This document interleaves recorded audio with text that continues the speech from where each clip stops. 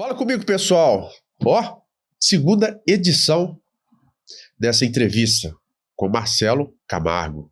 Estou dando continuidade à entrevista, porque o homem é uma história. Eu chamei ele aqui, não foi? Ele aceitou e prometi para vocês também querer fazer a segunda entrevista com ele. Porque são muitas perguntas que eu tinha que fazer para ele. Então, tá aqui novamente. Marcelo, mais uma vez, obrigado. Seja bem-vindo novamente. Poxa, eu que agradeço pelo convite novamente. É isso aí. Pela receptividade. Um prazer estar aqui. Eu adoro falar de corrida, você sabe, né? Você já demais, viu no primeiro encontro nosso. O assunto é muito legal. Bom, bacana. Vamos lá, as perguntas? Vamos ser mais imediato? Bora? Bora. Vamos lá. Bom, vamos lá. Durante uma corrida de longa distância, quais são as etapas fisiológicas que o corpo sente durante? Rapaz, essa pergunta é bacana. São várias, né? Opa. Primeiro é o seguinte, quando eu penso na elaboração de uma prescrição de treinamento para corredor e para corredor amador, que é as pessoas que mais nos procuram, né? Eu sempre falo nos meus cursos, lá como eu comentei com você na conversa passada, do curso de treinamento em corrida, né, que eu tenho com o professor Albenar, já há 20 anos, e um dos primeiros pontos que eu falo no curso para os participantes, que são professores de educação física, estudantes de educação física, aqueles que já trabalham com corrida ou que querem trabalhar com corrida, que na prescrição do treinamento da corrida, e eu vejo também isso para qualquer modalidade, quando a gente pensa em treinamento esportivo. Estou pensando em treinamento. Sim. Tem alguns pontos que a gente não pode deixar de considerar que são cruciais para a elaboração do planejamento, que são os princípios do treinamento esportivo, os componentes de carga e os sistemas energéticos. Então essa pergunta aí cai em sistemas energéticos, né, o que o corpo sofre fisiologicamente, como que ele passa, né, o processo de sistemas energéticos. E quando eu prescrevo o treinamento para um corredor e para cada método de treinamento que ele realiza durante a semana, eu penso nos componentes de carga, nos princípios do treinamento esportivo e no sistema energético. Então, eu vou prescrever um treino longo para ele. Qual que é o sistema energético predominante no treino longo? E nós sabemos da fisiologia que há um processo de sistema energético que ele acompanha através da duração, que quando você inicia um movimento, você sai do seu momento de inércia e começa a caminhar ou começa a andar, você vai utilizar a ATP-CP como fonte predominante durante alguns segundos, depois você começa a utilizar o sistema glicolítico durante um determinado tempo, e após entra um processo oxidativo, né, que são as famosas gorduras aí que todo mundo quer perder mais a gordura, né? Então, a duração, ela compõe então a utilização dos sistemas energéticos em maior ou menor predominância. Se a gente for pensar em prova longa, de longa duração, já é claro, após eu ter falado isso, que o sistema predominantemente utilizado na corrida de longa duração é o sistema oxidativo, que utiliza como forma predominante a gordura, né, os ácidos graxos, para a utilização do desempenho da atividade durante aquele momento. Então eu penso sempre assim, Bruce, eu vou fazer um treino intervalado, é intervalado intensivo ou intervalado extensivo? É intensivo, então eu vou utilizar predominantemente sistema glicolítico, ok. E aí eu já tenho previamente preparar o meu corpo para aquele dia de treino, eu ter como reserva energética substratos maiores em glicogênio para poder utilizar durante a sessão de treino. Se eu vou fazer um treino leve, que é um treino que os corredores chamam treino de rodagem, que é um treino de média duração e de baixa intensidade, e aí a depender dessa duração eu vou utilizar mais gordura, então também tem que estar com as reservas em dia e não me preocupar tanto nesse momento com o glicogênio, por exemplo, que ele vai ser utilizado ali, porque não é em alta intensidade. Então eu penso dessa forma, que a gente tem que, antes de prescrever os treinos, pensar nos sistemas energéticos e para corrida de longa duração fica claro entender que o substrato de maior utilização é a gordura. Perfeito. Eu até ia te fazer uma pergunta, mas lá para frente eu vou sobre a alimentação. Eu ia atropelar aqui, mas eu acho que vai atrapalhar lá na frente.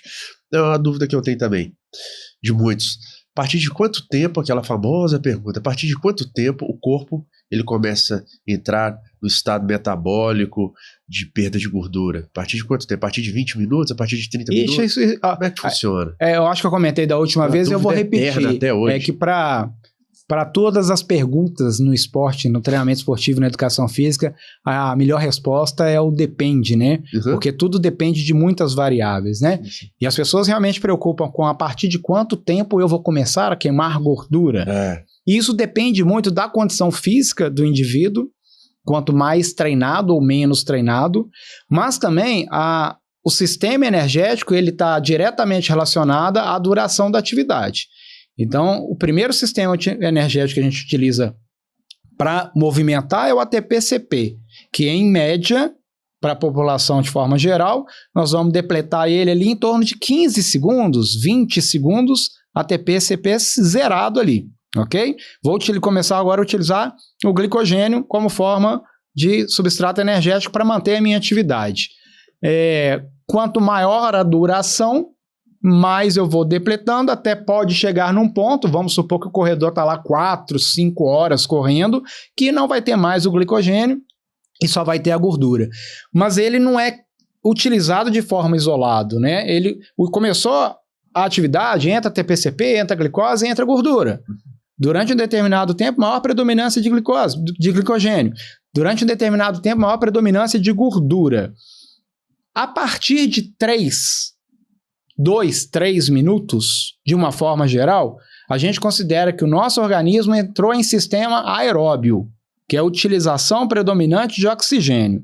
Então, tem corredores que a partir de 2 ou 3 minutos já começam a utilizar o sistema aeróbio de forma predominante.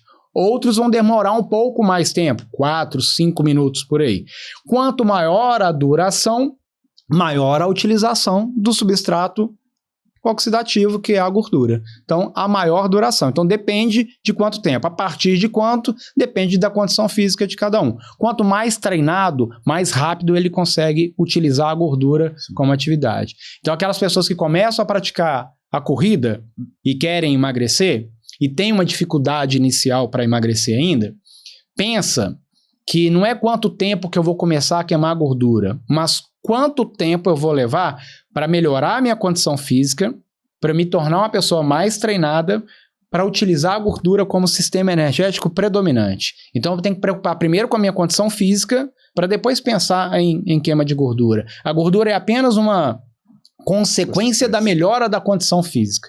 Eu sempre falo que não existe treinamento para emagrecimento, que nós treinamos as capacidades físicas. E emagrecer não é uma capacidade física. Emagrecer é uma consequência, e é uma consequência de balanço calórico negativo. Gastar mais do que você ingere, certo? Então, se eu melhoro então, a minha condição física, eu vou consequentemente utilizar mais gordura como substrato energético e melhorar. Para melhorar a minha condição física, eu tenho que treinar capacidades físicas. E entre elas a resistência, porque a resistência vai fazer com que o meu corpo adapte. Aí entra um princípio do treinamento esportivo, que é o princípio da adaptação. Entra um segundo princípio, que é o princípio da continuidade. Então eu tenho que me manter regular na atividade para que eu fique adaptado cada vez mais. E quando eu estou adaptado cada vez mais, eu vou jogando sobrecargas cada vez maiores. Então eu estou acostumado a fazer isso, joga uma carga um pouco maior. Acostumei com essa carga maior, joga uma carga um pouco maior. A consequência disso vai ser o quê? Melhorou minha capacidade de resistência. Se eu estou melhorando minha capacidade de resistência, eu vou melhorar minha capacidade de metabolizar a gordura como substrato energético. E, consequentemente, vou emagrecer. Perfeito. É bom que a gente diferencie assim, não tem treinamento para emagrecimento, tem treinamento para capacidade física. Isso. Eu gosto desse pensamento. Show de bola. Bacana. Vocês aprenderam com isso aí? Pronto? Aprenderam essa aula aqui? Se for de graça, viu? Aproveita. O homem é bravo aqui, viu? Sensacional essa explicação, Marcelo. Sensacional. Muita gente que tem dúvida até hoje, né? Ele explicou assim de uma forma, cara, sensacional. E a alimentação? Tem um tipo específico? Pro corredor? Sim. Então, tem cada treinamento, igual eu te fiz aquela primeira pergunta, porque tem cada treinamento, né? Então, vou te falar o que eu tenho feito nesses 30 anos que eu estou trabalhando como treinador de corrida. O primeiro processo para que eu oriente um corredor, eu preciso ter uma conversa com ele. Como eu sou treinador online, e eu treino, né, como eu comentei com você, eu treino pessoas do Brasil inteiro e de fora do Brasil também, eu envio para eles uma anamnese. Perfeito. Que é um questionário onde ele vai responder o que eu preciso saber a respeito dele, a respeito do histórico, da disponibilidade, dos objetivos, de alimentação, de lesões, de acompanhamentos médicos. Eu peço todas as informações para ele. Então, a partir do momento que eu envio a anamnese para ele e eu percebo que ele não tem um acompanhamento nutricional, e caso isso seja necessário, aí eu vou encaminhar ele para um nutricionista. Pode ser um nutricionista que ele tenha confiança, pode ser um nutricionista parceiro que eu tenho confiança e vou direcionar para ele.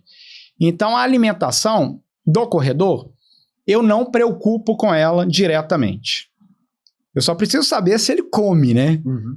Porque o corredor amador, ele tem muito ainda o que evoluir antes dele ter uma preocupação extrema com o que ele vai comer ou com o que ele vai suplementar. Não há essa necessidade, essa importância inicial no treinamento. A importância inicial no treinamento é cumprir os treinos da forma que eles são prescritos. Preparação. É a preparação, é o treinamento. O treinamento é mais importante do que outras coisas. E eu já falei em outras vezes que às vezes o corredor se preocupa com coisas irrelevantes demais da conta. Então preocupa assim, o que eu vou tomar? O que eu vou comer? Que tênis que eu vou usar? Que relógio que eu vou usar? Não, o caminho inicial não é esse. O caminho inicial é começar a correr, começar a treinar e seguir o treinamento à risca. A partir do momento que a gente percebe que ele não está tendo mais melhora no rendimento, é importante começar a ver pequenos detalhes. E pode ser que a alimentação seja um deles. Por exemplo, se o corredor não está entregando um treino prescrito pelo treinador, nós temos que tentar descobrir o que falhou naquele momento, ou qual variável interferiu negativamente para aquele treino não ter sido concluído. Às vezes até o sono também, que acontece muito dos fatos, né? Boa. Parece, né? Aí entram as perguntas, Bruxo. Entra assim, você dormiu bem? Você está preocupado em excesso com trabalho, com família? Você se alimentou bem? Você hidratou antes? Você hidratou durante? Como é que estava a temperatura no dia? Então a gente começa a analisar. Através dessas análises, se a gente perceber que a alimentação está precária, aí entra um direcionamento meu para que procure um nutricionista. Mas, Bruxa, eu como profissional de educação física e não tendo estudado nada sobre nutrição, eu pulo fora disso. Eu vejo que cada profissional no seu quadrado. Então, eu me limito realmente a não orientar o corredor ao que ele deve comer ou não comer ou deixar de comer. Eu prefiro que ele vá ao nutricionista e direcione. Nós sabemos que uma boa alimentação básica, um arroz, feijão, carne e salada, é suficiente para o corredor se manter inteiro para conseguir fazer um treino, né? O que não é legal é ele ficar horas sem se alimentar, o que acontece com grande frequência, principalmente para aqueles que têm extrema preocupação em emagrecer, então acham que não podem ficar comendo, e às vezes ficam 8, 10 horas sem se alimentar e ainda assim vai para um treino. E aí tem dificuldade num treino. E aí depois de várias perguntas a gente consegue entender que foi uma falha alimentar. Mas eu penso dessa forma. Perfeito. Você faz quantas refeições por dia? Eu? Ô, Bruxo, não me coloca muito nessa furada, não, porque eu sou meio fora da curva, como corredor. Eu tenho vários pontos que eu falo que eu sou fora da curva. Eu não vou te perguntar o que você come, porque é muito individual isso aí, né? Mais ou menos. Eu sou muito fora da curva, eu brinco, sou muito fora da curva, porque eu vou citar algumas coisas. Primeiro, assim, eu corro há 40 anos. Então, isso já é um pouco fora da curva, né? Se você sair daqui e correr, você já tá pronto, né? Quase isso, praticamente. As pessoas... Eu entendo os corredores, assim, o crescimento da corrida foi muito grande nessa década que nós estamos agora, né? Maior do que a década anterior, o crescimento ele é crescente a cada década. Começou lá na década de 70 nos Estados Unidos, que era chamado de jogger, e aí teve o Cooper, né? O Kenneth Cooper que lançou o teste, e as pessoas começaram a correr e chamavam a corrida de teste de vou fazer um Cooper, né? Isso é lá na década de 70. Tem o tênis dele na época também, né? Cooper. Na época tinha um tênis. Cooper. Já teve tênis com nome de tênis lembra? Cooper. Teve sim, lembro. As 3 décadas. Lembro sim, era branquinho. Eu lembro sim. Então, assim, o crescimento da corrida ela é exponencial e ela é gradativo, né, a cada década, e nós estamos numa década, principalmente no Brasil e Belo Horizonte, já que estamos aqui, que é imenso o crescimento, né? Eu já estou vendo campanhas para que Belo Horizonte se torne a capital da corrida de rua. Talvez pela quantidade de corredores que tem e a quantidade de provas que acontece todo final de semana em Belo Horizonte. Então há projetos de lei aí na Câmara dos Vereadores para que Belo Horizonte se torne reconhecido como a capital da corrida de rua. Tomara. Legal, né? Assim, eu sei que tem projetos mais importantes do que isso, mas... E até, poxa, o meu lado, a corrida é legal, né? Bacana e tal. Mas se é uma coisa simples de fazer, ok, vamos lá e vai fazer. Há uma campanha agora legal que parece que Belo Horizonte vai sediar uma maratona a partir do ano que vem. Em 2026 vai ter uma maratona em Belo Horizonte. Há rumores disso aí, recente, tomara que a gente tenha mais divulgação e que realmente isso vá para frente, né? E que porque Belo Horizonte não tem uma maratona, apesar de ter a história de ter tido maratona em Belo Horizonte em anos anteriores, em décadas anteriores. Inclusive, eu corri uma maratona em Belo Horizonte em 1992. Eu corri uma maratona aqui em Belo Horizonte. Você comentou isso na reportagem, na entrevista passada. Eu acho que eu cheguei a comentar, né? Foi interessante. Achei legal. Aí você falou da dieta. Quantas que eu faço. Então, aí eu sou meio fora da curva. Tem esse fato de correr há muito tempo. Tem o fato de eu nunca ter me lesionado. Cadê uma madeirinha aí? Tem uma madeirinha aqui. É mesmo? Aqui, ó. Graças a Deus. Nunca me lesionei. Nunca. 40 anos, nunca me lesionei. Talvez por vários fatores. Eu considero que assim, eu comecei muito jovem a correr, eu comecei com 15 anos de idade. Então talvez essa adaptação e essa bagagem, essa base que eu criei lá com 15, 16, 17 anos, me deixou um corredor bem estruturado para não lesionar hoje. Diferente das pessoas que começam a correr com 30, 40 anos e que logo se lesionam, mas não tiveram aquela bagagem lá na adolescência, no início da vida adulta, né? Então eu nunca me lesionei correndo. Inclusive, uma vez eu tive um acidente numa corrida e eu passei por um período mobilizado. Eu falei assim, agora vai ser interessante porque eu vou perceber na pele o que esses corredores sentem quando eles ficam afastados de corrida por causa de lesão. Só que eu não lesionei por causa da corrida. Eu falo que eu lesionei na corrida porque eu pisei num buraco, virei o pé e quebrei o 5º metatarso do meu pé. Mas isso foi um acidente, não foi porque eu estava... a corrida me provocou uma lesão. Não, foi um acidente. Correndo na rua, pisei num buraco e acabei machucando. Então eu nunca me lesionei. E a alimentação, eu nunca fui rígido de controle com a alimentação. Nunca. Eu sempre comi de tudo e normal e sem exageros. E sem horário, né? Sem horário certo? Sem horário, assim. Claro que eu acordo, tomo meu café da manhã, eu não saio para correr sem comer o mínimo possível para eu não ficar com fome durante o treino e para ter uma energia também para o treino. O almoço sempre no horário normal, um lanche no meio da tarde, um lanche no início da noite, talvez outro ou um jantar no... Você alimenta bem. Mas, aí entram umas 5 refeições por dia, né? Alimenta bem. Né? Café, almoço, outro um jantar. Eu não fico muitas horas sem comer, não. Eu não consigo ficar muito tempo sem comer, não. Mas eu não me limito a nada, eu não tenho restrição nenhuma alimentar, mas também não exagero muito em nada. Inclusive, aqui, ó, isso aqui é uma coisa que eu tomo com frequência.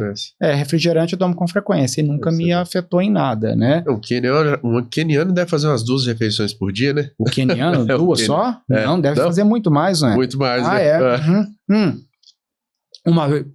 Uma vez conversando com o Ronaldo da Costa, que é um brasileiro recordista mundial da maratona, e eu levei ele no meu curso para ele poder palestrar para a turma, e eu perguntava como é que era a rotina, e a vida dele, do atleta profissional, é aquela pirâmide básica do treinamento esportivo, né?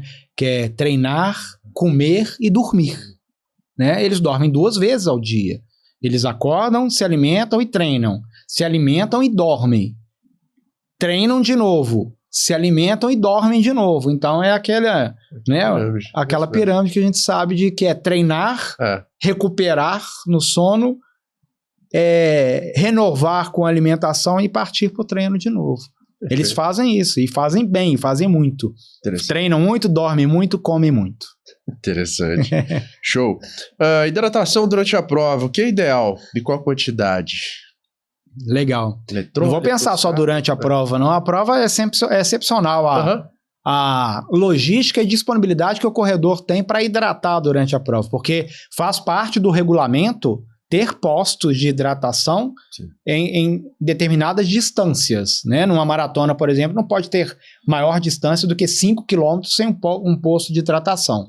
As provas têm até menos do que isso, né? Talvez provas de 10 km vai ter a cada 2, ou a cada 2,5, ou a cada 3 km vai ter um posto de hidratação. Mas preocupar muito com isso no treino. Aí abre viés pra gente filosofar um monte de coisa aqui, Bruxa, porque assim, ó, tem corredor que fala, eu não bebo nada no treino. Errado. Independente se sentiu sede ou não, a hidratação faz parte do rendimento do corredor. Nós perdemos água durante o treino de alguma forma. Então, repor isso é importante para que o corpo mantenha o mesmo rendimento. E se desidratar muito, pior ainda. E aí vai ter queda de rendimento mesmo e às vezes até interromper a atividade, né? Aí eu falei que abre viés demais para a gente filosofar bastante, porque o levar a garrafinha na mão, por exemplo, eu vejo que há outras alternativas com melhores logísticas para hidratação durante o treino do que você carregar a água ou levar uma mochila de hidratação nas costas. Então você pode, por exemplo, se corre em circuito, deixar a sua água em algum lugar. E a cada vez que você passa lá, você pega. Ok? Não venha com desculpa que assim, vão roubar minha água, vão pegar... Não, dá para esconder a água em algum lugar, debaixo do pneu do carro, atrás da árvore, no lugar, atrás da moita, em algum lugar dá. Eu faço isso. E é chato você correr com a água na mão. Eu faço isso. Então, nos lugares que eu treino, eu levo minha garrafinha, mas eu coloco a minha garrafinha em pontos estratégicos para passar ali em determinado tempo do treino e pegar a água, às vezes pegar, beber e deixar ela em outro lugar, ou então até mesmo dar uma paradinha, não tem problema. Eu falo que é uma parada rápida no treino, não tem problema, você não vai parar 5 minutos, mas você vai parar 30 segundos, 1 minuto no máximo. Isso não altera em nada fisiologicamente as suas funções orgânicas para continuar treinando. Quando é treino intervalado, isso é mais fácil ainda de fazer, porque o treino intervalado você o estímulo e para. Sim. Estímulo e para, então você já coloca água estrategicamente para beber ali, né? Mas respondendo a sua pergunta sobre quantidade, quando que vai beber, isso aí vai dar margem também, Bruxa, isso é interessante, para que todo mundo saiba. Não é uma regra, isso não é receita de bolo. Então se alguém falar assim, toma água a cada 15, 20 minutos, toma 200 ml de água. Não, isso não pode ser uma receita, porque depende olha que interessante, depende da condição física do atleta. Quanto mais treinado é esse atleta, melhor pode ser a termorregulação dele. E se ele tem melhor termorregulação, talvez ele perde menos água durante o treino. Quando comparado com um atleta que tem menos capacidade física, talvez que tem maior percentual de gordura corporal, e o outro atleta tem menor percentual de gordura corporal porque é mais treinado, ou vice-versa, né? O cara tem menos percentual de gordura porque é mais treinado, ou ele é mais treinado porque tem menos percentual, né? Mas há uma correlação entre os dois fatores.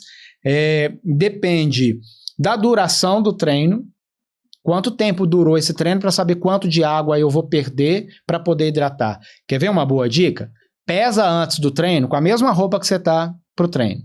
Terminou o treino sem beber água, pesa de novo. Vê qual foi a diferença de peso. Aquela diferença de peso ali está muito perto do que você perdeu em água. E aí é a quantidade de água que você vai ter que beber num treino parecido com esse. Interessante essa dica. Então se eu corri 1 hora, mas aí eu tenho que analisar outras condições, Bruxa. Como é que está a temperatura no dia e naquele horário? Como é que está a umidade relativa do ar naquele dia e naquele horário. Porque se for diferente de outro dia, que a temperatura está menor ou maior, e a umidade do ar também pode estar menor ou maior, a diferença de perda de água também pode ser maior ou menor. Então, é um dado chato de você ficar analisando. Então, não precisa ter uma regra, assim, tem que fazer assim, assim. O que eu penso, considero, na prova, tem o posto de água, pega a água, não precisa beber o copinho inteiro, bebe o que você acha necessário e suficiente para você hidratar naquele momento, para a sede que você está naquele momento. Inclusive, há uma recomendação assim, qual é a sede que você está sentindo para tomar água? Ou nenhuma sede estou sentindo. Mas eu não deixo de pegar água em nenhum posto de hidratação e dar uns golinhos, 2, 3 goles na água, e aproveitar o restante e jogar na cabeça para resfriar o meu corpo e ajudar na termorregulação. E eu sempre procuro os copos gelados, mesmo que o clima esteja mais frio. Porque eu quero, quanto mais eu esfriar o meu corpo, melhor vai ser o meu rendimento. O meu corpo automaticamente ele vai estar sempre aquecendo. Então vamos procurar sempre resfriar. Então, não há uma regra, mas eu oriento que sim, bebam água durante o treino e durante as provas, nem que seja um pouquinho. Então, assim, é antes pecar em bebendo alguma coisa, até parando para beber, do que não beber nada, né? E para fechar, um ponto muito importante, excesso de água também não. Excesso de água não é legal, né? Tem uma alteração que acontece no corpo que chama hiponatremia, que é a baixa de sódio no organismo pela quantidade excessiva de água que a pessoa bebe. Olha que interessante, Bruce, que eu vou te falar. Tira o sódio. Sim, pela quantidade de água que você consome em excesso. Olha que interessante. Corredores mais lentos, em maratonas que são longas, bebem mais água. Mas por que eles bebem mais água? Porque eles têm mais tempo para beber água. Já que eles estão mais lentos, eles conseguem pegar o copinho e conseguem beber o copinho inteiro. Tem uns que estão até andando na prova. Aí eles vão beber muita água, muita água. O corredor que passou a 20 km por hora, ele mal tem tempo de pegar o copo, mal tem tempo de jogar um gole e mal tem tempo de jogar o copo fora. Então eles vão beber menos água. Então, há relatos de que pessoas mais lentas em provas mais longas têm maiores chances de ter a tal da hiponatremia, que é a baixa de sódio no organismo. Pelo consumo excessivo. E a consequência disso é o hospital. É um mal súbito e vai parar no hospital. Então, beber água demais também não, e beber água de menos também não. Beba o que acha que é considerado bom ali para aquele momento. É um mestre mesmo, né, gente? Cara, é sensacional, sensacional. Que papo bom. Vamos lá, Marcelo, mais perguntas, hein? Existe algum suplemento que ajuda na performance, como, por exemplo, BCAA, bicarbonato de sódio, creatina? E como é administrado? Então, aí eu vou voltar no que a gente acabou de falar, Daquelas perguntas lá atrás, né? De que às vezes se preocupam com coisas irrelevantes em relação à condição física atual. Eu, como corredor amador, eu tenho muito ainda que evoluir. Eu não preciso ficar preocupando em suplementação, a não ser que ele vá a um nutricionista, uma nutricionista ou uma nutricionista, e ela perceba, faça um diagnóstico que ele está com falta de alguma vitamina, de algum substrato, e aí ele vai precisar repor aquilo de alguma forma, porque a alimentação dele não está sendo suficiente. Aí ele vai entrar com algum suplemento, algum complemento para ele. Agora, em relação ao que você falou, por exemplo, aí, ó, eu não sou nem tão ligado a esse assunto, Bruxa, porque eu não coloco o dedo. Claro. Se a pessoa perguntar para mim, Marcelo, eu posso tomar BCAA? Marcelo, eu posso tomar creatina? Eu vou ser muito sincero e falar assim, não sei e não vou te dar essa informação. Procura um nutricionista, se você tiver o seu de confiança, eu te posso direcionar um que eu tenho de confiança. De preferência, um nutricionista que seja do esporte, que entenda, tá ali, né, nutricionista esportiva, e mais ainda, que seja muito envolvido com corrida. Claro. É importante. Claro. Não que ele seja um corredor, ou que a nutricionista seja uma corredora. Se for, ótimo. Tem que ser experiente. Mas que ela seja experiente em orientar corredores. Aí ela vai estar sabendo muito bem o que ela vai estar fazendo com aquele corredor. Então, eu não vou sugerir nada. Então, por exemplo, você perguntou, BCAA, creatina é bom, Marcelo? Não sei. Procura um nutricionista, que é a melhor recomendação que eu posso te dar. Tá certo, Marcelo. Tá certo. Fechou. Certo. Isso aí. Cada um corre de forma melhor ou fazer uma biomecânica que exige um padrão na corrida? Cada um corre de uma forma melhor. Eu considero esse ponto. Porque cada um... Você entendeu a pergunta, né, Entendi. que eu fiz? Não sei se o pessoal aí vai confundir um pouco. Cada pessoa tem o seu gesto natural de correr. Isso.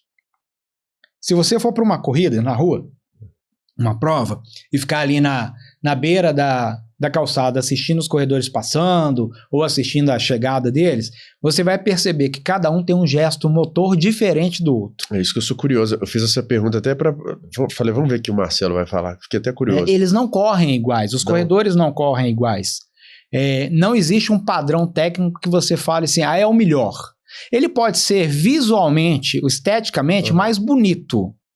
mas não significa que ele seja o melhor gesto técnico para aquela pessoa.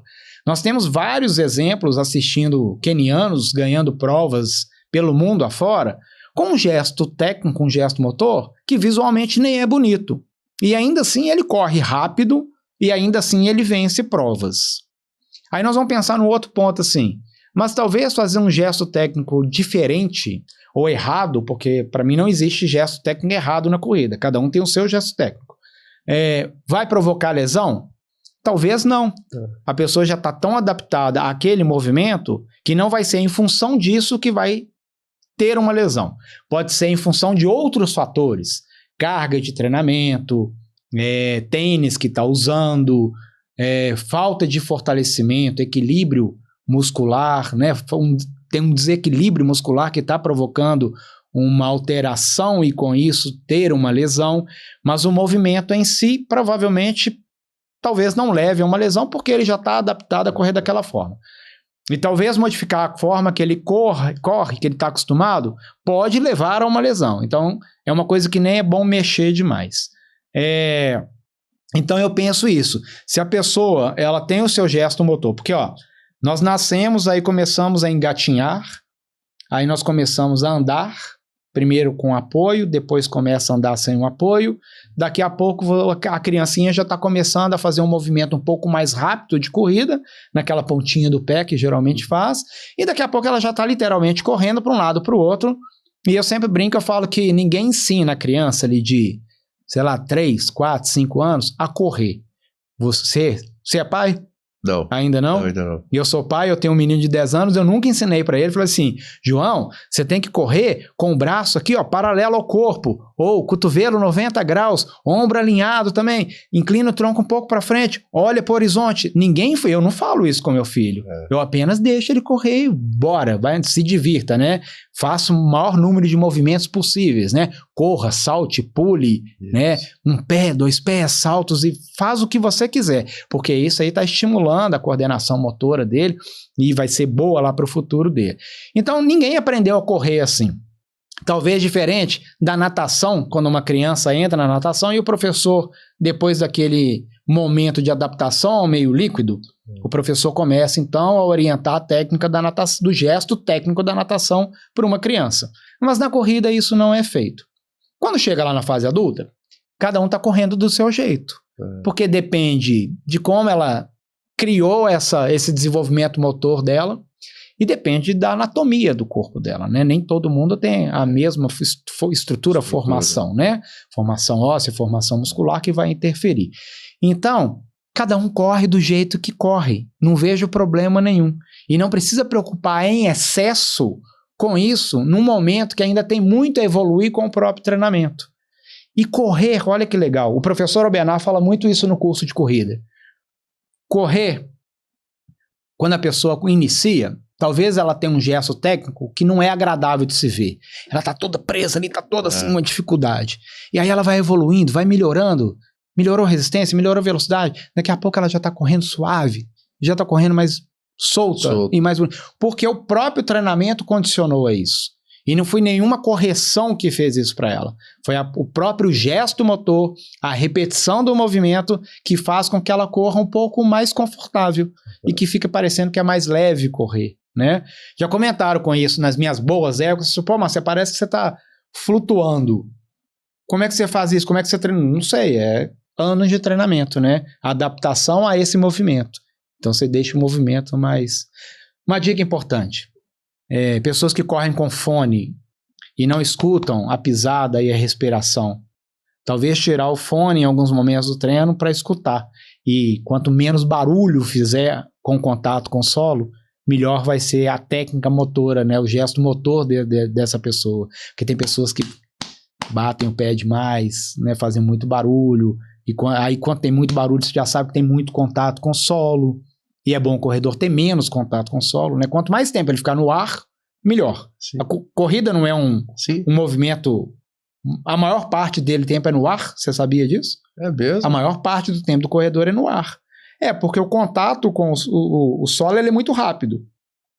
E o que difere caminhar e andar é, em um determinado momento, os 2 pés estão no ar. Quando você caminha, sempre tem um pé em contato com o solo.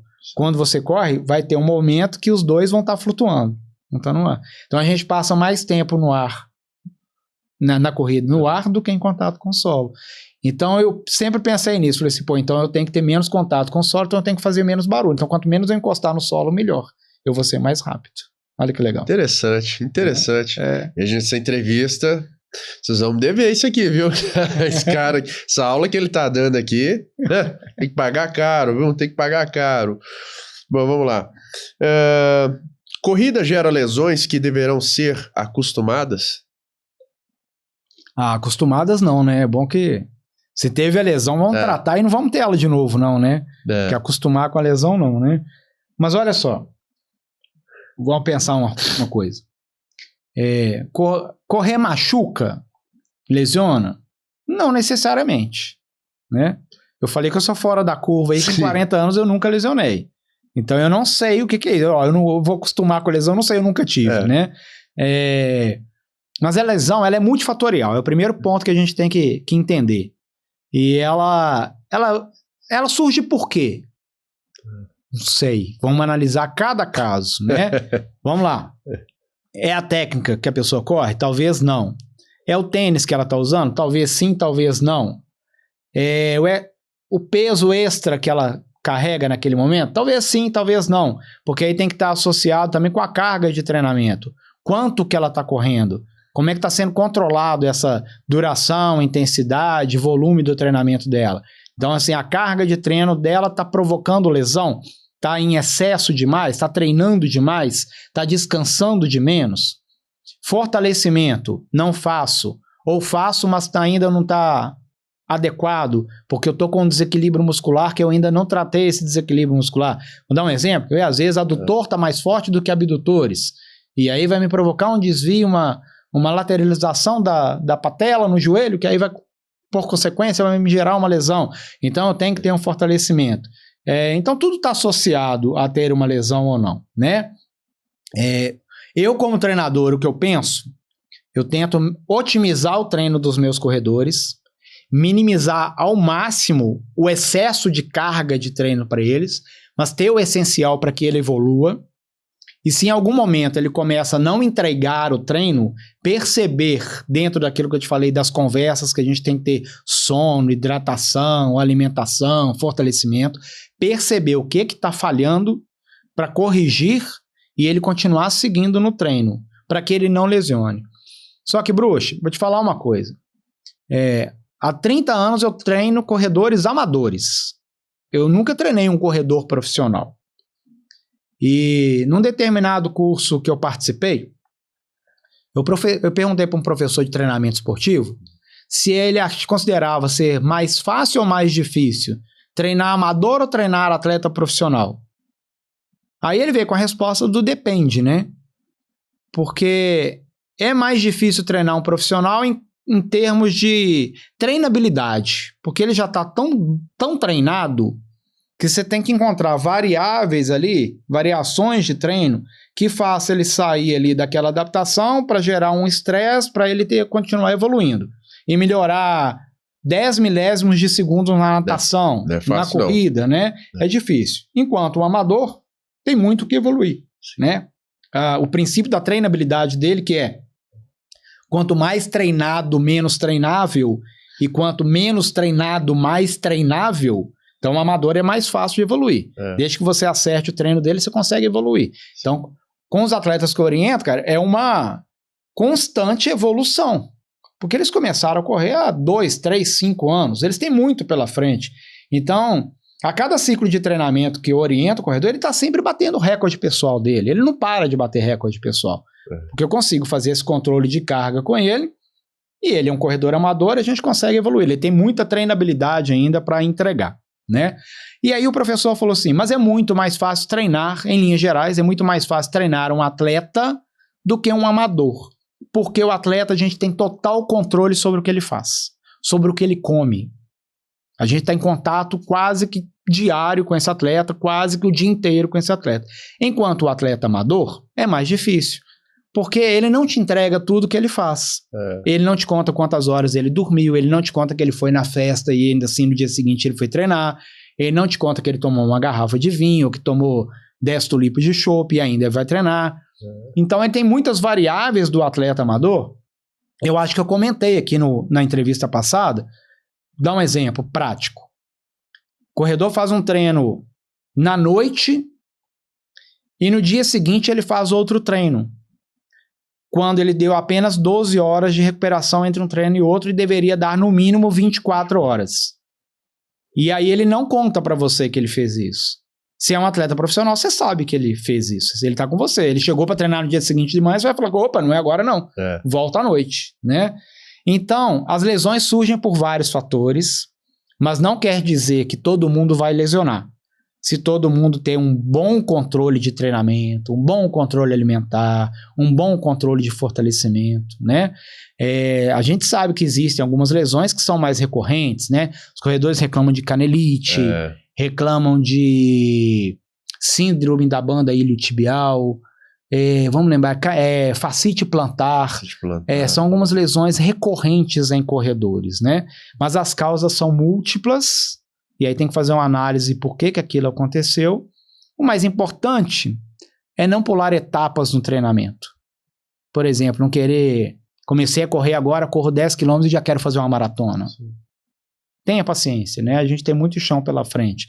Vá montando o seu terreno aí gradativamente que tudo vai dar certo. Perfeito. Tá explicando demais, bom demais isso aí. Isso aí para ninguém ter dúvida mesmo. O que mudou com o tempo das preparações para os tempos atuais? Mas aí nós estamos pegando isso quanto tempo atrás? Nossa. Hoje está bem diferente, realmente. Eu vejo muita coisa diferente. Vamos pôr uns 10 anos só? Só? 10 anos ainda 10 anos já muda muita coisa, mas ainda é pouco. Se comparado com da época que eu comecei a correr, vamos lá. Isso aí, vamos lá. Vamos fazer cada década, assim, ó. Na década de 80 que eu comecei a correr, não existia treinador para corredor amador. Era só para atleta profissional. Então, hoje existem muitos treinadores para atletas amadores. Existem muitas assessorias, existem muitos treinadores, né? Só lá no meu curso, poxa, eu calculo por alto que mais de 1.800 profissionais já passaram pelo meu curso. Se todo mundo trabalhou em determinado período da vida um pouquinho com treinamento de corrida, é muita gente trabalhando com corrida, né? Mas as assessorias no Brasil existem muitas. Aqui em Belo Horizonte existem dezenas, talvez até mais de 100 assessorias.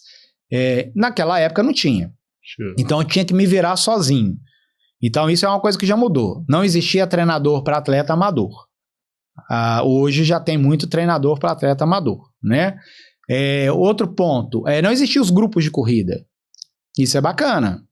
Então eu tinha que ter muita motivação por mim para sair na rua, ser olhado com olhos estranhos pelas pessoas na rua, nos bares, assim, que esse menino tá correndo por aí, né? Porque hoje você vê a pessoa correndo na rua, tudo bem, é normal. Legal, tá correndo, né? Mas antes, uma pessoa passando correndo na rua assim não era uma coisa comum, não era normal. O chefe tava roubando alguma coisa, né? Você tá roubando alguma coisa. Ou então tinha a musiquinha de exército também. Assim, 1, 2, 1, 2, tipo uma coisa isso. Assim, né? Ou então gritava, vai ganhar São Silvestre, umas coisas assim, né? Então tem os grupos de corrida que antigamente não tinha, então isso é uma coisa que mudou nos dias atuais. Os grupos são motivacionais, isso é bacana, né? É uma forma de sociabilização, né? É legal, as pessoas vão para fazer novos amigos, né?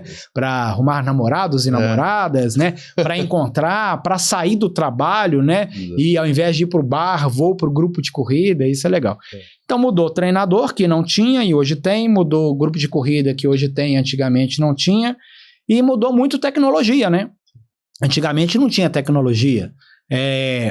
Anos 80, GPS, não se falava nisso, né? Primeiro polar que eu usei, que era para frequência cardíaca, foi no início dos anos 90.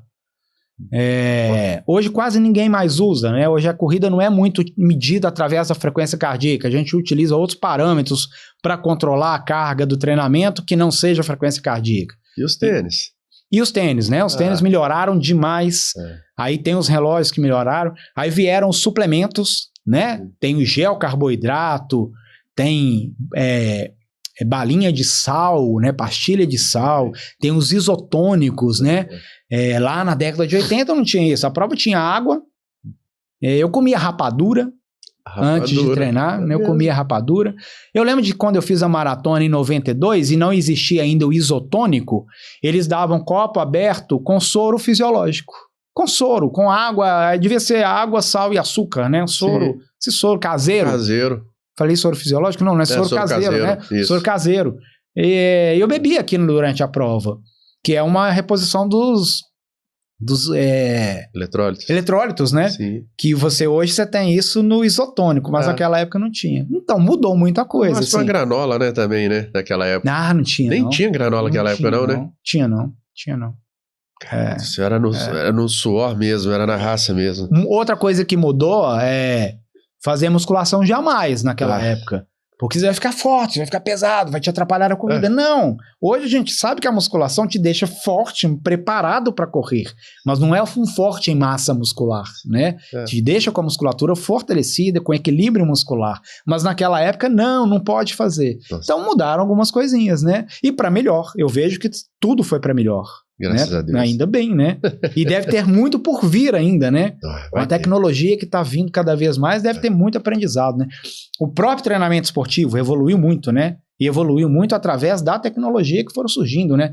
Os testes que surgiram, né? Teste de VO2, teste de miliar de lactato, né? Aí agora tem de secar, né? Que é para analisar se o corredor ou o atleta ele está com uma possível lesão. E aí já isso é interessante. Ameniza o treinamento dele para ele não lesionar, tira um jogador de futebol da partida para ele não machucar, porque tá alto índice de creatina, quinase, né? E aí, hoje tá muito melhor. É isso aí. Show.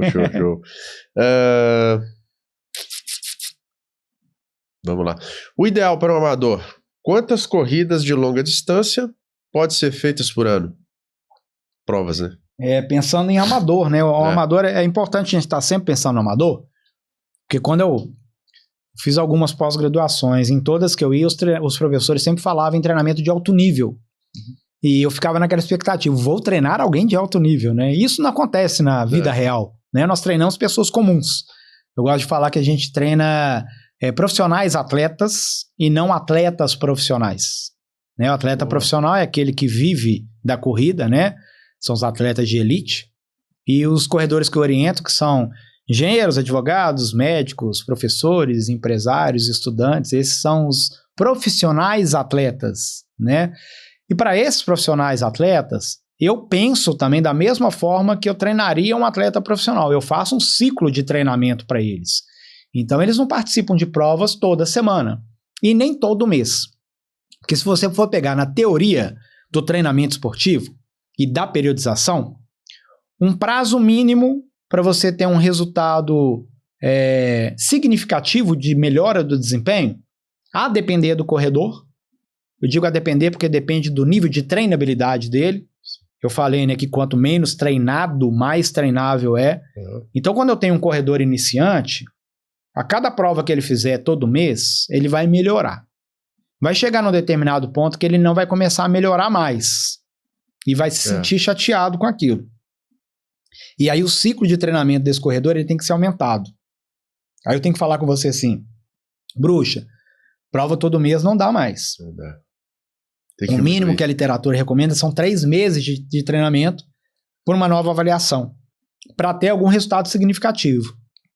E a depender do corredor, mesmo amador, talvez um resultado significativo para ele seja coisa de segundos.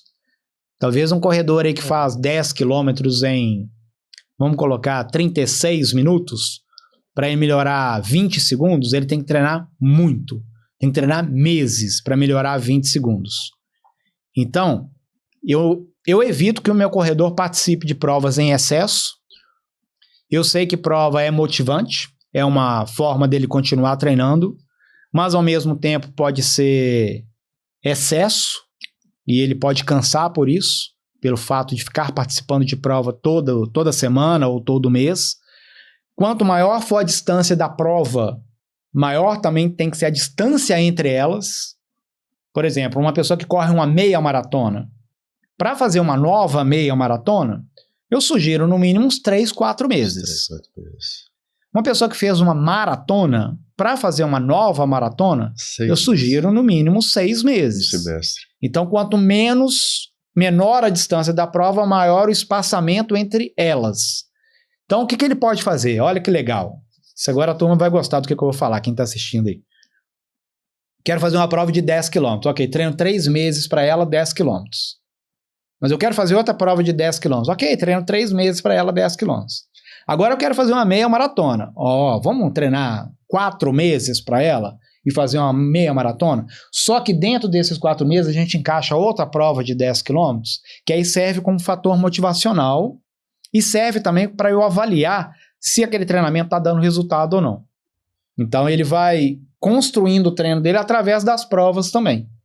Então eu vou fazer ali 10 km a cada 3 meses, 21 km a cada 4 meses, maratona a cada 6 meses. E vou repetindo esse ciclo.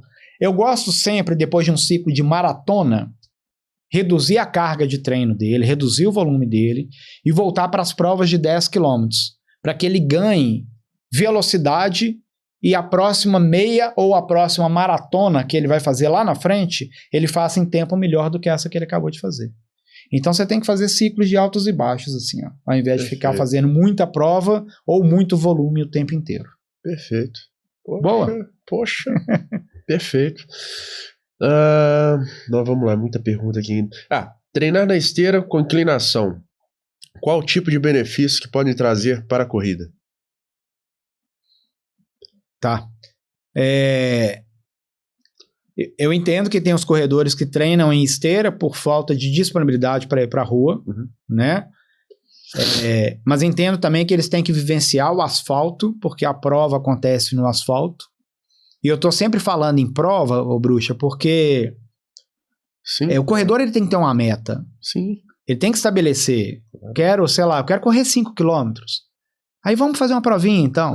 Depois que você fez 5 km, assim, vamos melhorar o tempo dos 5 km para continuar correndo? Porque eu já acompanhei muitas pessoas, tantas pessoas, que aquelas pessoas que não participam de provas, elas acabam saindo da corrida, desanimam, elas se desmotivam. Tem que ter um desafio, né? Tem que ter um propósito. Tem que ter a meta. Todo esporte é isso que eu penso. Isso aí, tem que ter a meta. Tem que ter a meta. Senão, até para montar a elaboração de um treino, para o atleta evoluir, onde é que ele vai, para ficar competitivo. Isso. Então, se tem um corredor que treina na esteira, mas que vivencia o asfalto também, porque a prova vai ser no asfalto, né? A gente ouve falar tem muitas citações aí, eu já corri atrás para poder ver de onde que vinha essa informação. Que na esteira você teria que colocar 1% de inclinação para equiparar a corrida na rua. Não sei se você já ouviu falar nisso. Não. Você tem que colocar 1% na inclinação na esteira para equiparar a mesma carga que você corre na rua. E aí, tem alguns artigos muito interessantes, inclusive tem um de 2019, que ele não considera que a pessoa tem que colocar 1% de inclinação na esteira para ficar igual à corrida na rua. Porque correr na rua, você tem resistência do ar. Na esteira não tem. Porque na rua você está deslocando. E quando você desloca, você tem resistência do ar. Sim. Na esteira você não desloca, ok? Sim. Na esteira você está aqui, ó. Perfeito. A esteira que passa. Você apenas salta. Você não sai do lugar. Exatamente. Mas se você filmar uma pessoa, ela vai ficar ali meia hora na esteira, ela está meia hora naquele ponto. Na rua, você na tá rua obrigando. A pessoa foi. Ok? Então você tem a resistência do ar. Na rua você tem calor, você tem umidade do ar. Se você estiver dentro da esteira na academia, que tem ar-condicionado, com umidade controlada e temperatura controlada, você não tem esses fatores. Na rua você se desloca, na esteira você é lançado para trás e você tem que fazer uma força para frente. Então há uns prós e contras, tem uns diferenciais entre correr na rua e na esteira. Bom, mas voltando ao assunto de 1%, 1% de inclinação na esteira só é interessante, segundo esse artigo de 2019, para aqueles corredores que correm acima de 13 km por hora. Se você corre abaixo de 13 km por hora, não precisa colocar 1% na esteira. Porque abaixo de 13 km por hora, o esforço que você faz na rua é o mesmo que você faz na esteira, não muda nada. Mas acima de 13 km por hora, você está mais rápido, a resistência do ar, aí sim ela começa a agir sobre o corpo do corredor. Aí haveria uma interferência para você colocar 1% na esteira. Legal. 13 km por hora, o corredor pensa em pace. Então dá 4,36 minutos por quilômetro. Isso é rápido. Para um corredor amador, 4,36 minutos por quilômetro é rápido. Tá? Para um corredor de elite, isso não é rápido. Isso é o trotezinho dele. Para um corredor amador, 4,30 por quilômetro, vou arredondar aqui, é rápido. Então, só para quem corre mais rápido que 4,30, 4,36, deveria colocar 1% de inclinação na esteira. Tá? Vou te fazer uma pergunta. Posso? Pode. Se eu correr 10 quilômetros na rua e 10 quilômetros na esteira, onde eu vou correr melhor? Onde eu vou correr mais rápido? Onde eu vou me sentir melhor? Eu vou ser mais rápido correndo 10 km na rua ou 10 km na esteira? Pensa você na esteira. Se não quiser pensar em 10 km, que é uma distância muito grande, talvez, pensa em 5 km. Vou correr 5 km na esteira e vou correr 5 km na rua. Bom, eu penso a seguinte forma. O que vai ser mais fácil para mim? Eu penso a seguinte forma, vamos lá, você me corrige também se eu estiver errado, tô aqui para aprender. Se você vai fazer uma maratona, se você vai correr uma prova maratona, se é no ambiente, se é no asfalto, você deveria treinar no asfalto. Minha opinião, para a questão justamente do piso.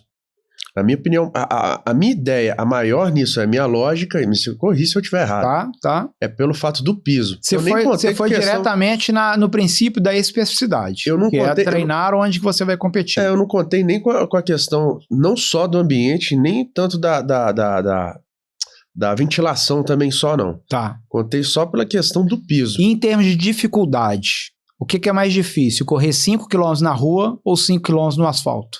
Desculpa. 5 km na rua, no asfalto ou 5 km na esteira? O que é mais difícil? Olha, eu acho... Imagina você nesse lugar. Imagina você correndo na rua, agora imagina você correndo na esteira. Mas a rua vai depender da inclinação, né? Não, reto. Linha reta, 5 km. Ó, beira da praia, linha reta. Eu acho mais difícil na esteira. Na esteira. É porque ela te obriga, que a gente tinha falado. Minha opinião, tá? Mas é. Tá. Sabe por quê? Um dos fatores, Sim. Em alta intensidade na esteira, porque eu tô te pedindo para correr o seu melhor 5 km na rua e o melhor 5 km na esteira. Em alta intensidade na esteira, há uma certa instabilidade na esteira e há uma certa insegurança de correr na esteira. Então você não vai ter um melhor desempenho. Aí sabe o que vai mudar? A sua percepção de esforço na esteira vai ser maior do que quando você está na rua. Porque além de correr na mesma velocidade, você está instável e você está inseguro. Isso é baseado em estudo, tá? Isso tem pesquisa sobre isso. Interessante. Quando a pessoa perguntar se é mais fácil correr na rua ou na esteira? Na rua. Eu fui pela questão da lógica. Na rua é mais fácil correr. Às vezes as pessoas acham que correr na esteira é mais fácil, porque você coloca a velocidade e ela vai. Não. Só dela te obrigar a correr, eu acho meio... Não, eu fui um pouco por essa lógica aí, não foi nem por questão do equilíbrio, hein? Ó, pra você ver. Interessante. Nossa, tem muitas perguntas aqui, vamos ver se a gente dá pra responder tudo, vamos ver. Se não der, você marca a terceira. Vai que cola. Vamos, a gente marca. Vamos lá, rapidinho, tentar fazer um bate-bola aqui. Alongamentos antes da corrida, melhora o desempenho? Então, alongamento é um meio para melhorar uma capacidade física que nós chamamos de flexibilidade. Perfeito. Musculação é um meio para melhorar uma capacidade física que nós chamamos de força ou de resistência. Então nós temos meios, e dentro do alongamento, que é um meio, nós temos métodos de alongamento, né? Tem alongamento ativo, tem alongamento passivo, né? Nós temos variações de métodos para cada tipo de treino que nós queremos fazer. Para melhorar a capacidade força na musculação, através do meio musculação, nós utilizamos métodos diferentes, não utiliza? Sim. Eu tenho o método piramidal, super série, né? Olha que legal essa correlação. Na corrida a gente tem esse também. Então, alongamento antes da corrida melhora o rendimento? Melhora, exatamente. Ok. O desempenho. Eu tenho que pensar o seguinte, eu vou fazer alongamento para quê? Porque eu sou encurtado. Ok, se eu melhorar então a minha flexibilidade, minha amplitude, isso vai melhorar o meu desempenho?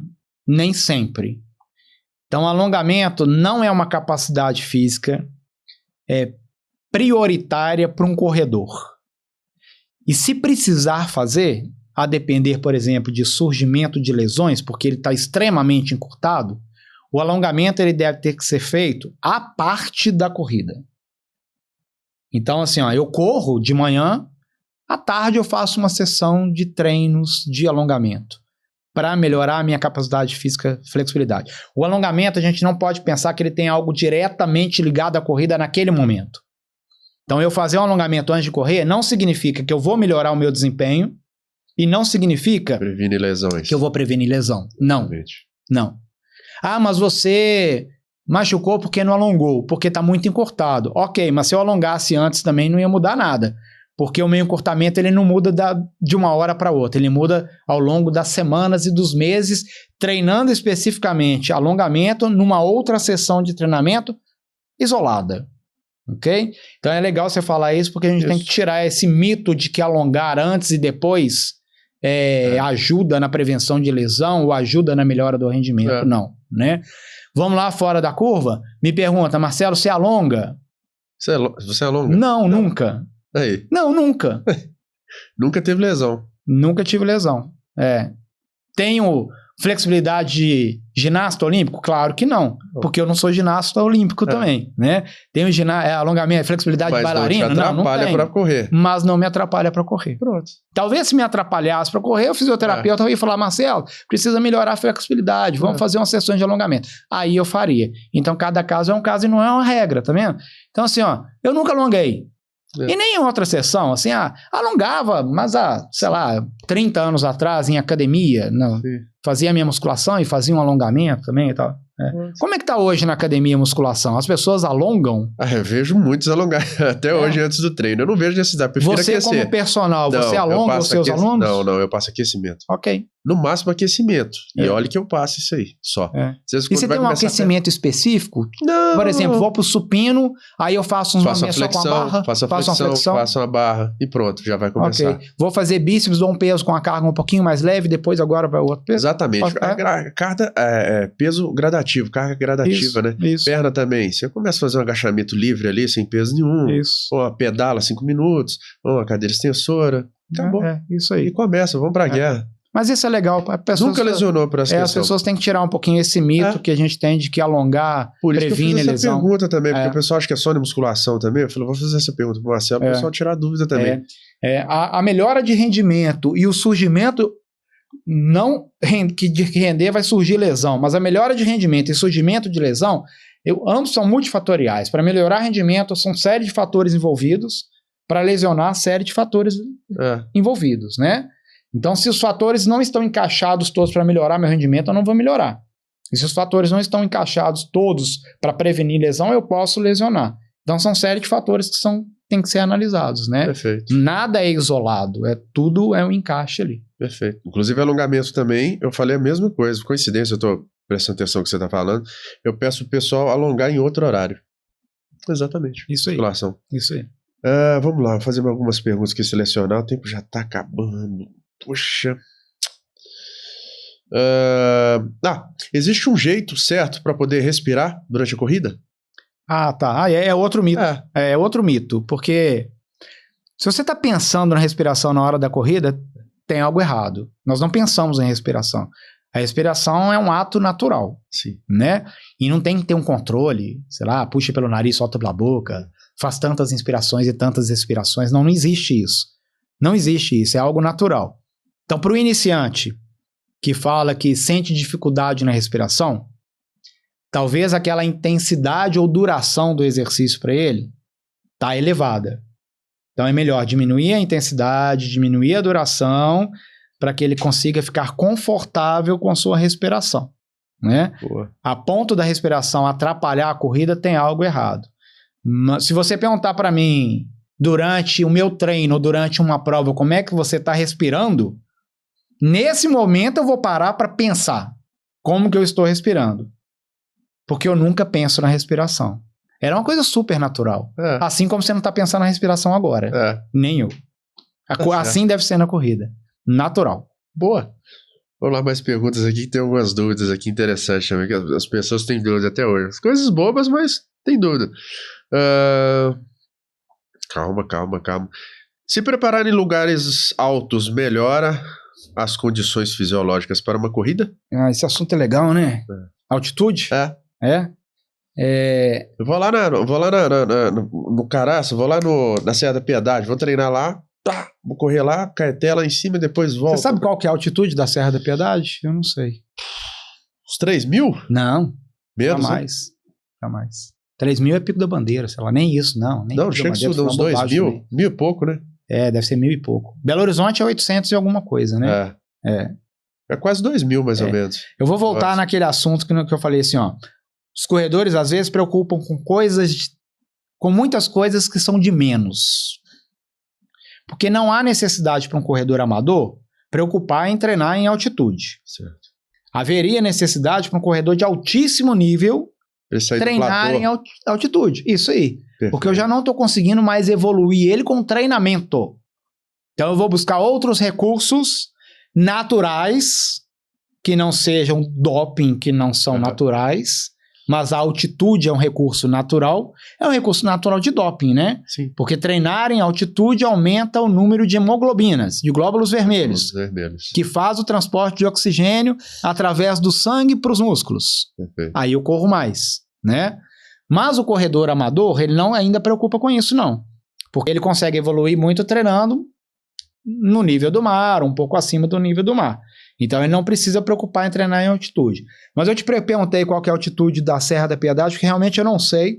Depois a gente pesquisa. Eu chutei aqui, viu, gente, também, viu? Perdoe. Mas eu sei que, vamos lá, para ter melhora e benefício de aumento de hemoglobina através de altitude, do treinamento em altitude, tem que ser acima de 1.800 metros.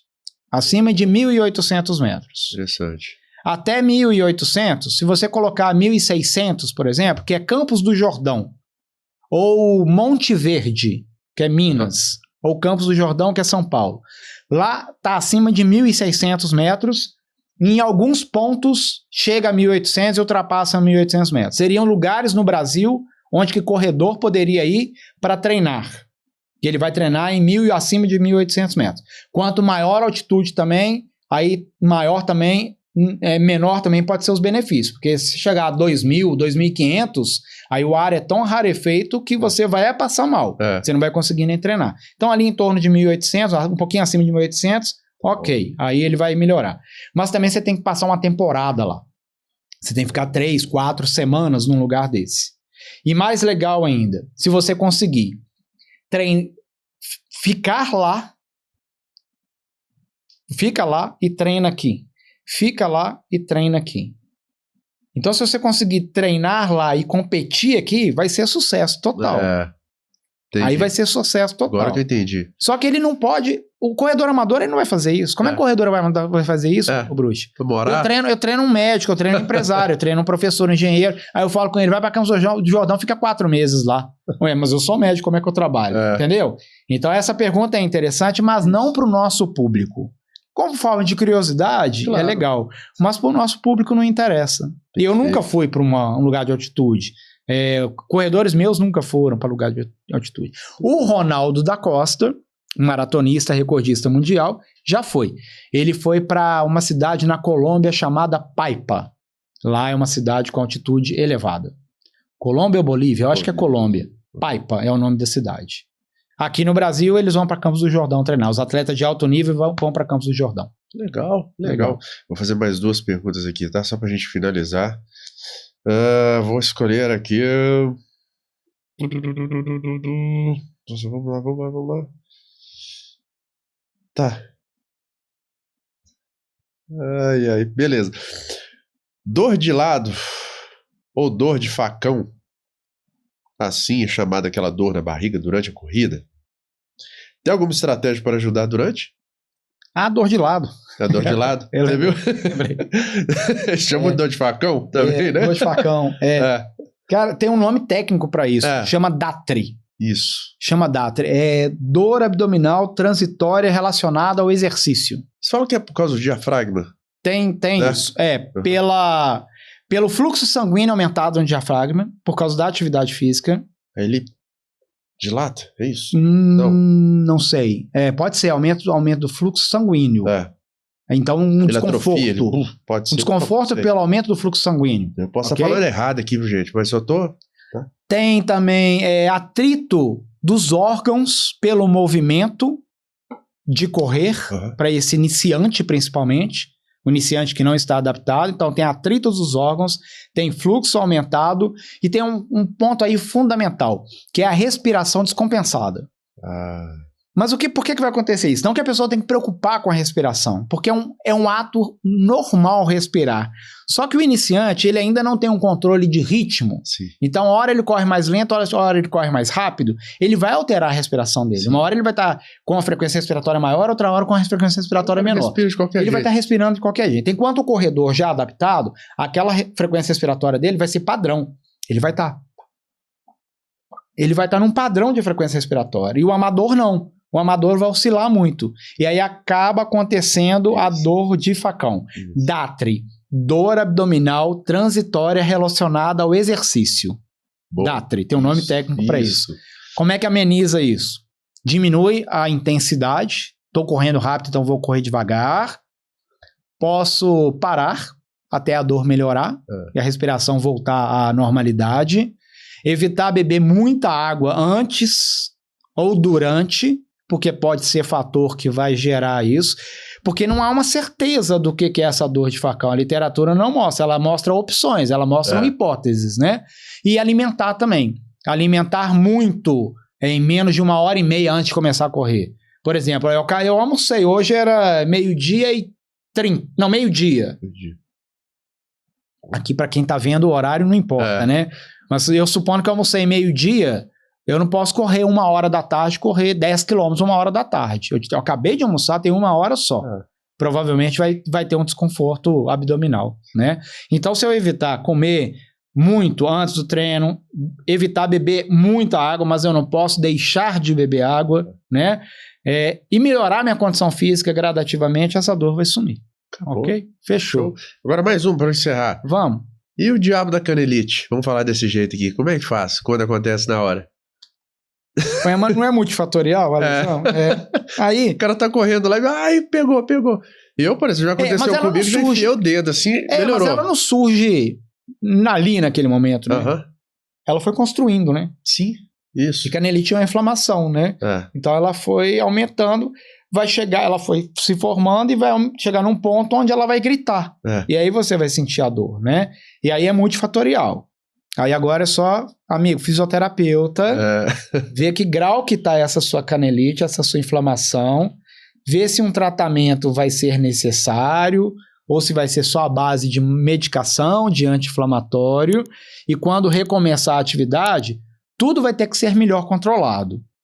Às vezes a pessoa está treinando todos os dias, às vezes ela está treinando de manhã e de noite, não está dando tempo de recuperação, às vezes está usando um tênis que não é o melhor para ela. Como? Pode estar fraco? A musculatura pode estar fraca. Eu preciso fazer um reforço de tríceps sural, né, de panturrilha e de tibial, né, para poder evitar. E aí eu tenho um equilíbrio muscular também para evitar, então, um surgimento de canelite. Só de pensar, dói. Mas quando meu aluno me manda mensagem, Marcelo, tô com a dor na canela, o que pode ser? Eu falei, imediato fisioterapeuta e fazer uma análise disso aí, um diagnóstico e ver o que ele vai recomendar fazer. Porque provavelmente ele pode até suspender a sua corrida por tempo temporário, aí, né? Por um período temporário. Fechou? Marcelo, foi sensacional essa entrevista. Chamei você aqui para responder essas perguntas a mais. Eu acredito que as pessoas têm dúvidas nisso até hoje. Você respondeu de uma forma bem explicativa. Cara, você tá de parabéns. Você é o cara que eu trouxe aqui. Tanto é que eu te chamei a segunda vez aqui, eu falei, tem que chamar esse cara aqui mais uma vez aqui, que ele é fenomenal. Você, pra mim, do Brasil, você é o cara que você explicou aqui. Eu espero que tenha ajudado, que as pessoas que estão assistindo né, tenham aprendido alguma coisinha, né? Nem que seja um pouquinho, né? Sim, uma coisa com certeza. Um pouquinho, né? Eu tento falar de forma mais clara possível, assim, falar de termos técnicos demais, não, porque Não, eu quero que tenha acesso a mais pessoas, né? Que todo mundo possa ver e compartilhar as informações. É isso mesmo, você tá de parabéns, excelente profissional. Eu que agradeço. Virei seu fã, tá? Opa. Virei seu fã aí, tá? Vamos tentar marcar a terceira entrevista, vamos marcar para a próxima. Tá convidado aqui mais uma vez. Desejo sucesso pro podcast, que ele continue crescendo. Seus convidados são sensacionais. Cara, eu assisto com frequência. Poxa. Eu já vi vários que vieram aqui e vou continuar assistindo os próximos. Deus abençoe, muito obrigado. Eu que agradeço. Escutando isso de um craque como você, meu amigo, ganhei o dia. Opa, maravilha. Marcelo, muito obrigado, viu? Aí, pessoal, até a próxima!